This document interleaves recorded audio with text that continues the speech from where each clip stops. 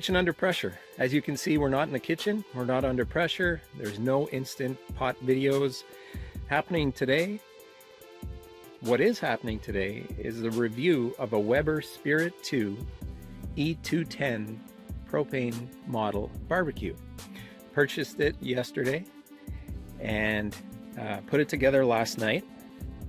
Went together quite easily, very quickly. About an hour and a half took me to assemble it. Great instructions. They scored an A+ on that part of it. Everything fit properly, didn't have to make things work. It all went together quite well. Part of that is that all the bolts, the nuts are spot welded to the backside of the frame. So when you're screwing in any of the bolts, they simply just screw in and you don't have to worry about getting a wrench in behind to hold the nut so it won't turn on you. So that worked pretty good. A little storage area down there. So let me start at the top. This barbecue comes with a 10-year warranty. So on any material defect from date of purchase, 10 years, the part will be replaced.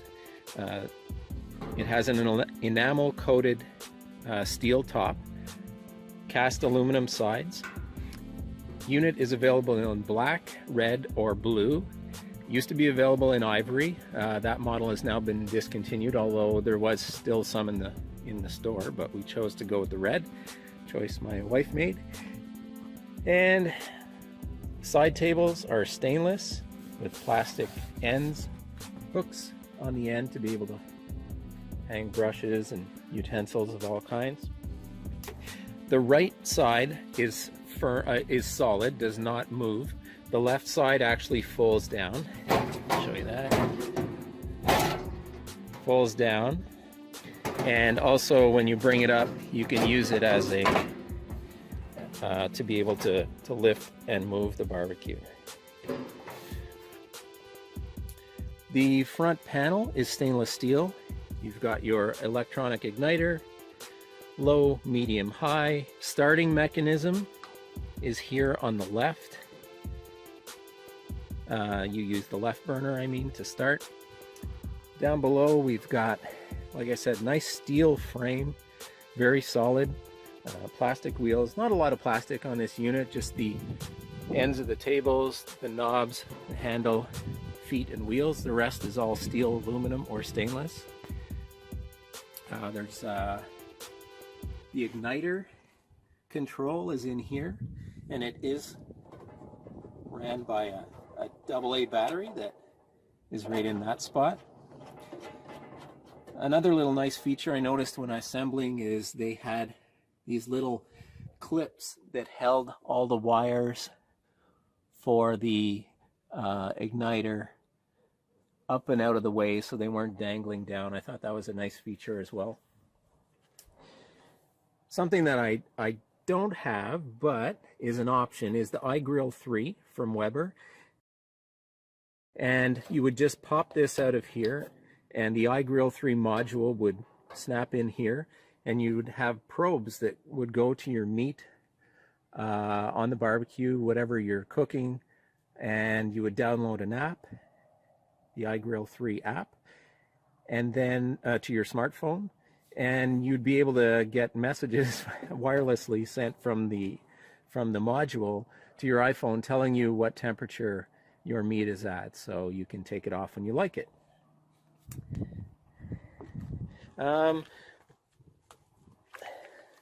Another thing here that they have, which is kind of a neat idea, don't know how well it's really going to work, but it's kind of a weight thing for your propane. So when your tank is full, the red spot, the red bar is reading at full. And as your tank gets emptier and it gets lighter, it moves up. I'm just going to push it up, and you'll see that the red mark is now down at the empty spot. So the problem with this design is that they added these little bumpers in here to keep the tank away from the steel frame. But those little bumpers are right at the weld seam that is on the barbecue tank. Barbecue tanks are put together in 2 pieces and seam welded here. There is a bump there that's probably almost 1/8 of an inch high. And those little bumpers are right at that spot. So I don't know.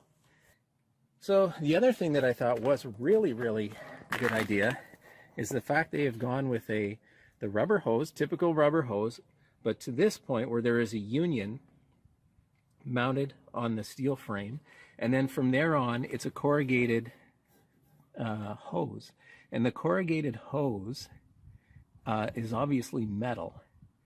So where the heat is most intense up in here, you know, less likely for any melting issues with a rubber hose. So I thought that was really good design.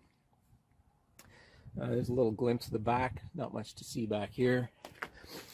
So if we come back to the front, open it up, we've got our warming rack in the back. The grills are enamel coated. They can be flipped either side. One side is like a V shape and the other side is more flat. They don't really say which one to use, although it seems to me that from the videos I've looked at, everybody seems to be using the flat side. So that's the one I'm going to go with. Makes kind of sense to me.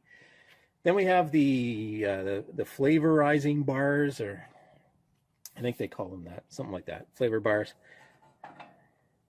over top of the burner. There's another burner here, another flavorizer bar, another flavorizer bar in the middle, mostly just to stop with flare-ups. And then there is a burner in the back here as well, which I didn't realize until I actually got it home. I didn't notice that in the showroom store. And so it creates some heat at the back of the barbecue, which is great.